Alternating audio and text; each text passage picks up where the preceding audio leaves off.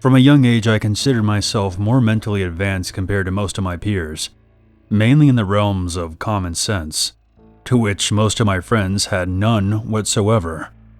I have had my fair share of friends who have walked in and out of my life. This does not apply to Chloe, Evie, Vincent, and Kenny. The 5 of us were inseparable from the age of 11, from the start of secondary school, right through to the age of 21. The gang has now split up for reasons I am about to share. My father owned a farm out in the country. This was paradise. There was a vast sense of freedom, peace, and tranquility. There was a few houses here and there in random spots of the area. But other than that, it was complete isolation. The nearest shop was a good 20-minute drive due west, so it could sometimes be a pain in the ass to get anything if we needed it. My favorite part of this haven was the massive forest that began directly behind my father's house, roughly 100 yards away. Although it could be eerie sometimes, you felt content venturing within with a group of others. The friends I mentioned above were those others. On most weekends or the odd weekday, the gang would come visit, have a few drinks, and spend the night. Chloe was my girlfriend at the time, so she would sleep in with me, while the others would sleep wherever they felt like, except my bedroom. My dad was a very easygoing man, so he didn't mind that my friends were a bit on the wild side. However, none of us were troublemakers. These were definitely the best times of our lives, as we often stated. And we were all in the prime of it. Young, healthy, and adventurous. Every day without fail, we would journey into the forest, and each time we would discover something interesting. These trips, however, would soon go from interesting to downright creepy, dangerous, or even both. I will begin from the transformation of experience. Trip 1.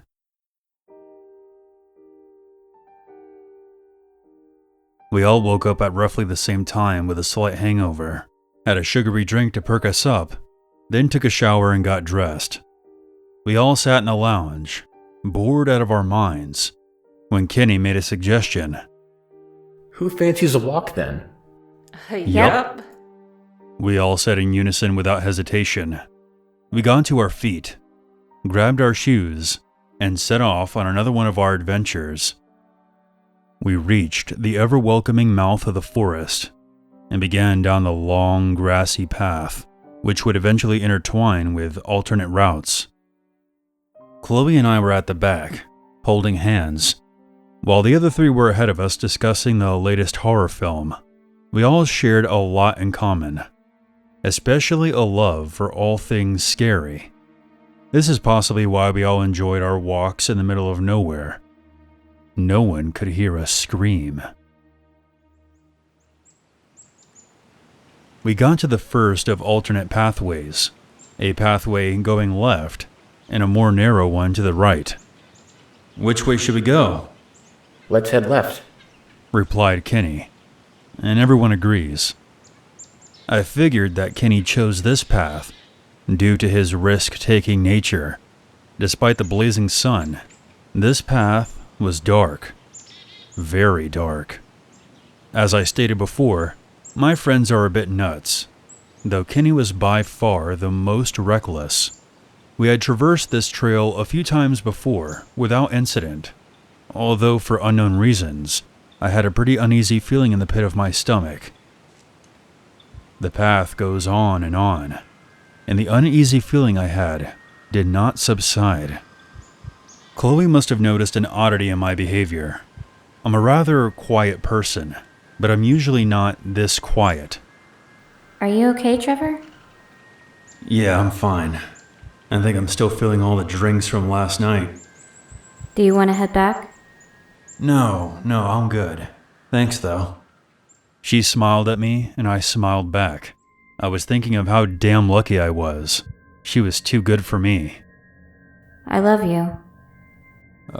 You too. Back then, I had a discomfort saying the word love. I had difficulty expressing my feelings at all. and it's something I could never explain. Though Chloe understood. Like I said, she was too good for me. For a few minutes, I had completely forgotten where we were, how long we had been walking for, and even that uneasy feeling I had. That was until my trance was broken by one of those female shudders you hear when a girl sets her sights on something rather displeasing. It came from Evie, who was on point with Vincent and Kenny. She jumped a foot in the air, with one hand covering her mouth, the other pointing directly into a bush on her immediate left. Chloe and I rushed ahead to see what the fuss was about, and we looked to where she was pointing. Barely concealed in the bush was a dead fox, surrounded by an extremely bloody mess. Its fur was completely covered in blood, and upon further inspection, was not killed by the cruel hand of nature. It was instead deliberately slaughtered by a man. A clean gash slit from its neck to its groin, suggesting it was sliced open by a large, sharp blade. What bothered me the most, however, was how recently this poor creature appeared to be killed. The blood was still crimson red and wet. There was no rotting smell or flies lingering around its carcass, despite the humidity of that particular day. This didn't seem to occur to anyone else but me. Therefore, I kept it to myself. I didn't want to freak anyone else out, especially Chloe. Evie was now in tears, crying into Vincent's shoulder. The other two guys stared on in curiosity, unable to take their eyes off it. If this was just a case of roadkill, Kenny would be poking at it with a large stick, however without anyone saying a word. I could tell that Kenny and Vincent were thinking the same thing that I was. It's a bit of a stretch, but there was a possibility that there was a psychopath somewhere out here in this forest with us, wielding a large machete or a Bowie knife. Me being the responsible member of the group urged everyone else to follow me home back the way we came. I received no word of argument from anyone, and we began to make our way back to the farm. I wouldn't allow Chloe to let go of my hand until we got back. End of first trip. A week passes by. Only Chloe has been home with me during that time. It was now Friday night, and the others have agreed to come for another drinking session. They arrive at roughly 7 o'clock. We sat in a lounge, cracked open a beer, and played a DVD of one of my favorite horror films, Halloween. I'm in my element, watching this classic movie, a beer in my right hand, my left around the shoulder of Chloe. I'm relaxed, content, immersed into the illusion of television. Midway through the movie, Vincent broke the silence by suggesting an idea I'm sure has crossed all of our minds by this point. Does anyone want to go see the fox tomorrow? Why the fuck would we go back and look at it? Evie asked. I don't know, I just do. I think we did overreact slightly. We don't have to go back solely to see the fox, but we should finish the path. Chloe and the rest of the gang were the kind of people who couldn't stand leaving things unfinished, whereas I was one to believe that we shouldn't tempt fate. The vote was 4-1. I didn't want to be a wet blanket by counteracting this decision, so I reluctantly agreed.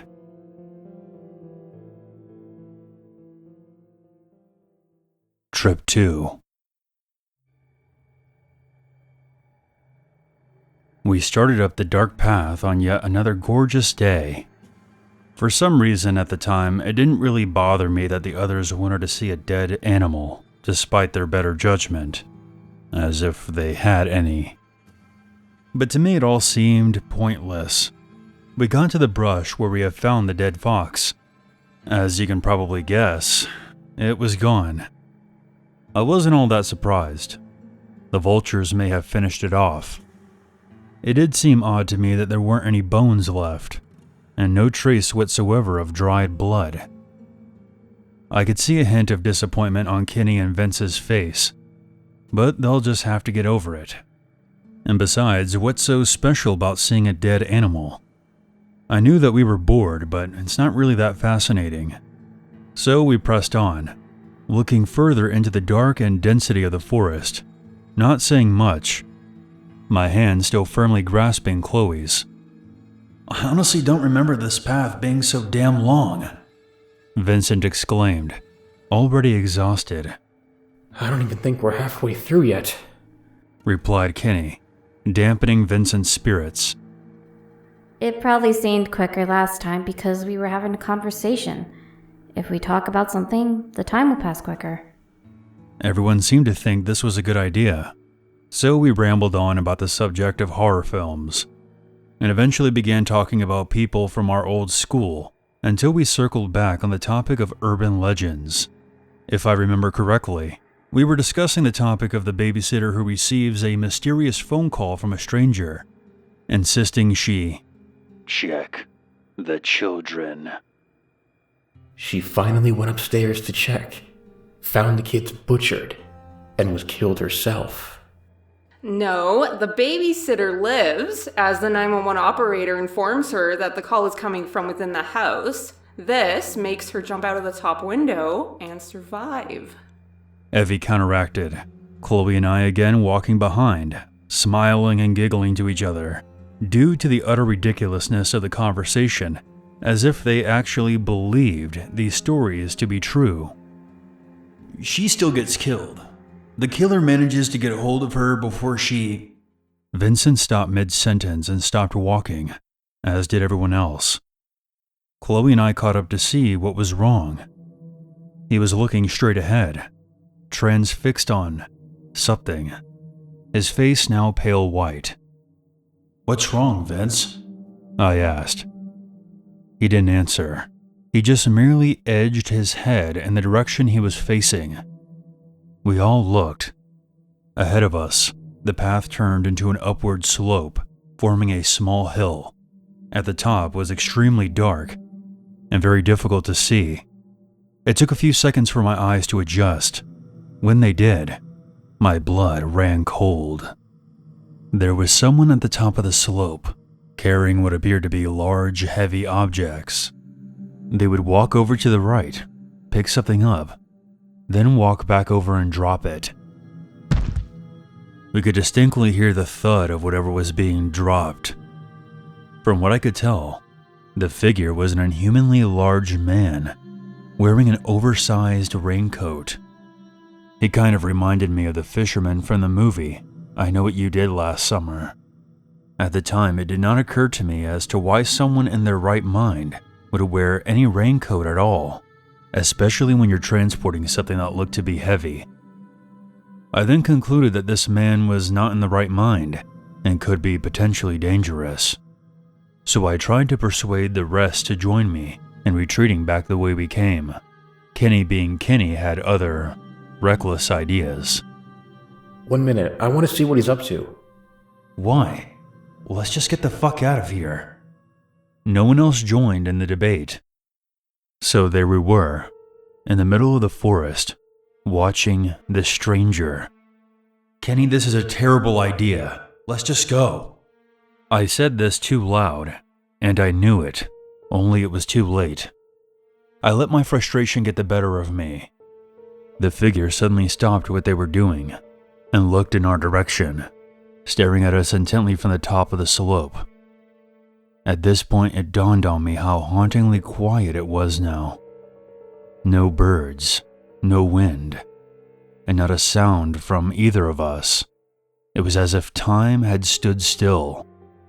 I could feel my heart pounding in my chest, that feeling you get when your legs turn to jelly, and the fear makes you feel completely weak. I'm sure everyone else felt the same.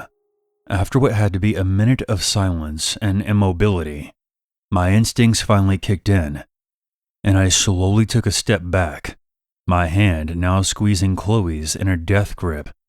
The stranger must have somehow sensed my movement, as he now broke into a full sprint.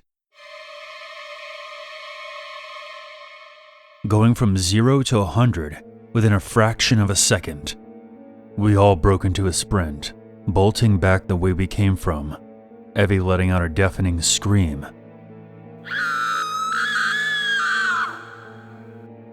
Chloe and I were in the lead, and I was practically dragging her behind me.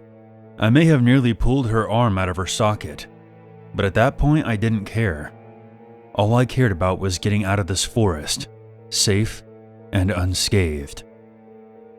None of us dared to look back, though I somehow knew he was close behind. That was until we got back to the main path. We didn't stop running until we got to the front door of my house. I felt a rush of relief. We were back home, seemingly safe and sound. End of trip 2. It seemed like a stupid idea to run straight home with a potential serial killer on our tail, without even checking to see if he was still there. Now comes the possibility of this madman knowing where I live and waiting until nightfall to approach and strike. We had been sat in the lounge, watching television, waiting for my dad to return home from work. Not much was said about anything until we heard the front door slam shut, signaling the return of my father at 6 p.m. We agreed beforehand to not mention anything, as we didn't want to kick up a fuss. My dad came into the lounge, greeted us, and immediately left, most likely to get ready for his casual Saturday night drinking session down at the Fox and Hound pub. We had all calmed down by this point. During the last hour of daylight, we all agreed to crack open a few drinks. From what I can remember, we dubbed that day's events as once again, quote, taken out of proportion. Perhaps it was just a mentally ill homeless man who didn't really appreciate us spying on him, therefore lashed out. We didn't discuss the matter any further, and Chloe and I went to bed relatively early that night. We didn't enter the woods the following day. We went out for a drive, did a bit of shopping, had a drink at the Fox and Hound with my dad, and then returned back to the farm. It had been a good day thus far, and we were relatively happy, the events of the day before rarely entering our minds. It was now roughly 8 p.m. We each got a beer from the fridge, made ourselves comfortable on the couch, and switched over to The Blair Witch Project. Once the movie was over, Kenny, as usual, got this crazy idea in his head. Let's go camping, like now. Kenny knew that my father was quite the outdoorsman and had all the camping equipment and essentials. It was obvious that the movie had just inspired this new idea. Are you out of your mind? I'm really asking. Vincent seemed to like the idea. I had no desire to put my friends in a position of danger, especially Chloe. Come on, it'll be awesome. I really don't want to. Evie states, a look of anxiety on her face. I think it would be best to just stay away from the forest for a few days. Chloe inputs, most likely concerned for Evie's obvious fear. Don't be a bunch of pussies. We've never done it before. I'm sick of boring daytime walks for no purpose. I'm now becoming just as anxious as Evie now. Chloe seemed to be more relaxed. Vincent chimes in. Well, I'm definitely up for it. They both looked extremely excited now, an excitement that I couldn't understand. No sane individual would want to go out into those woods after what we had seen the day before. What if we were wrong? God knows what could happen out there on an overnight camping trip. Then again, Kenny and Vincent were not people who were in their right minds. After what seemed like hours of debate, the girls and I somehow agreed. I still don't remember how that happened. June 26th, 2006. I remember this night better than any other. It was roughly 10 o'clock at night. The 5 of us walking along the path, a cool breeze rushing past my face. The deeper we ventured into the forest, the more my fear began to grow. We slowly walked down the path, sleeping bags and tents propped up against our backs. We spoke in low tones, not wanting to attract any attention to anyone who may be out there. We got to the turnoff to the path where we encountered the fox and the possibly insane man. A sinking feeling dawned on me as Kenny approached the dark path. My gut warned me that Kenny was going to suggest we take the path and find a camp spot there. I watched him, preparing my argument in my head as to why that was a bad idea. In fact, this entire scenario was a bad idea. To my surprise, Kenny gave the path a quick glance, then looked back ahead and continued forward. Clearly, Kenny wasn't as crazy as I was led to believe. That was a relief. We set up camp in a grassy clearing, not too far from the main path. 3 tents were set up in a row, one for me and Chloe, Evie in the middle, and Kenny and Vincent on the other end. We lay outside of our sleeping bags, looking up at the sky and smoking cigarettes. The sky that night was clear and littered with stars. I had to be honest with myself. This night hadn't turned out bad at all. Sometimes Kenny's ideas weren't necessarily bad ones. They just always sounded stupid coming from him. We would often comment on a strange stench that was being carried by the breeze. I looked over at Chloe, who in turn looked back at me. We smiled at each other. She was wearing her favorite sky blue cap that night. It had never ceased to amaze me how beautiful she truly was. We all dozed off outside within 2 hours of setting up camp. The atmosphere was warm enough this night to sleep outside. I was slowly drifting in and out of consciousness, but was suddenly jolted awake when I heard a blood-curdling scream, causing my ears to ring. Oh my fucking god! Everyone was awake within a flash, startled and confused. We all looked over toward Evie's tent, where she stood looking into the drink cooler. She was now in hysterics, collapsing to her knees, speaking gibberish. We all rushed over to see what the commotion was all about, and looked inside the cooler to see the rotting carcass of an animal, manipulated in unnatural ways in order to fit inside the small space. The cooler was only big enough to carry a few drinks. We eventually recognized that this was the remains of the fox we had found that had been savagely murdered only a week prior. We had no idea what to do or say at this point. Within the short span of time we had fallen asleep, someone had managed to sneak onto our campsite and stuff a dead animal into the drink cooler. We collectively decided it was the smart decision to pack up and head back to the farm. Evie would not spend another minute in this spot and demanded that somebody escort her back immediately. We sent her off with Kenny, as Vincent and I would pack up the equipment. I looked at Chloe, and I couldn't help but notice the cold fear within her eyes. Chloe, why don't you go with them? We've got this. No, I'm not going without you. Look, I'll be fine. Vince is with me. Now go catch up before you lose them. I'll see you when I get back. She then threw her arms around me. I love you. You too, I replied. I gave her a smile, and she smiled back before taking off into the forest. I watched as she disappeared into the distance, into the darkness. This was the gravest mistake I have ever made in my whole life. I wasn't in the right frame of mind, and I admit that freely. 15 minutes later, Vincent and I had packed up everything.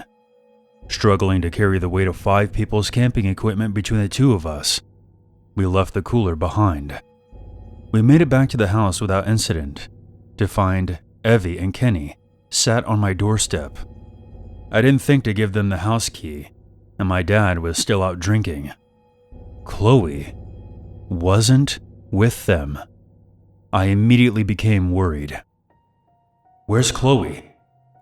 I was going to ask you the same thing. She went to follow you back home. You didn't see her? No, we never saw her. Evie once again burst into tears. Vincent didn't say anything. Without another word, I took off back into the forest. On my own. For the next 3 hours, I walked and shouted her name, not stopping, no matter how tired my lungs became, no matter how sore my throat became. Chloe! After endless searching to no avail, I received a phone call. It was from my dad. Hello? Trevor, you need to come back here now. The police are here. I need you to speak with them. Dad, I'm not leaving here until I find Chloe. Listen to me. Chloe's parents are here, and you need to speak to the police. After a few more minutes of arguing, I agreed, with reluctance. I arrived home half an hour later. A police cruiser was in our driveway, as well as the car of Chloe's parents. I knew that this was all my fault. I should have never let her out of my sight. I never allowed her out of my sight in the forest during the daytime, so why on earth would I break that rule during the night? As you can guess, Chloe's parents were as frantic and worried as I was.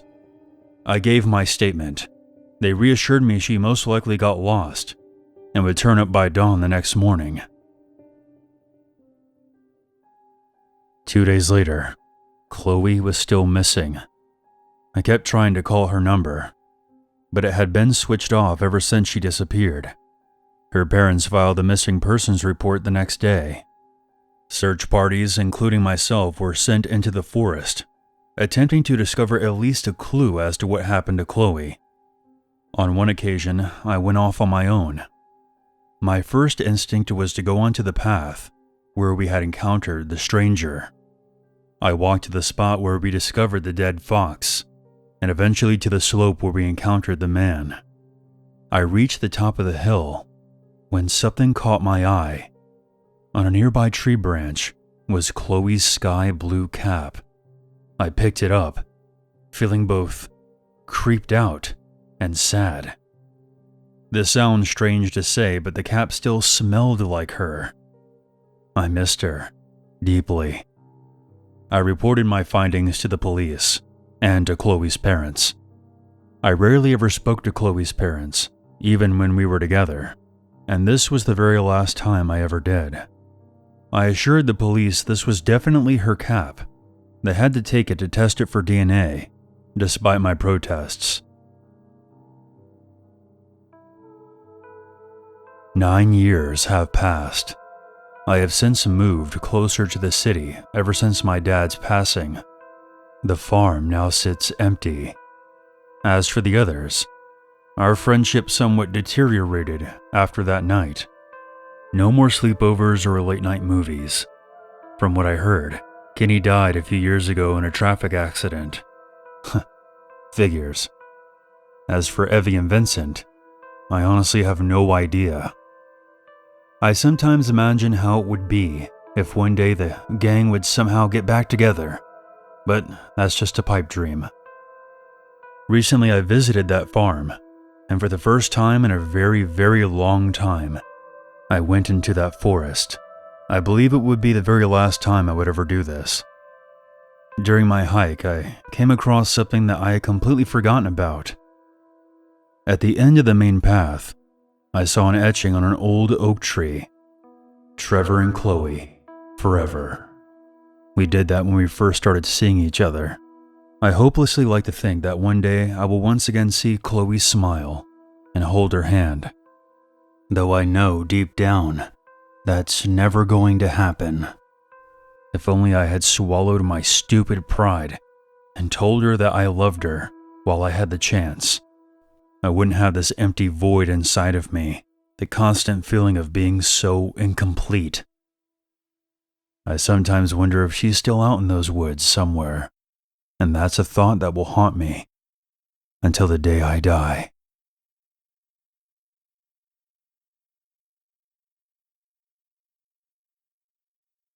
Sweetie, I just got off the phone with Principal Emerson. As it turns out, that stupid no-good son of yours got caught fucking a cat again. Sweetie, I think before we leave, I took a massive dump back there, and I think you should come back there and look at it with me. Why the fuck would we go back and look at it? I'll go with you. There's always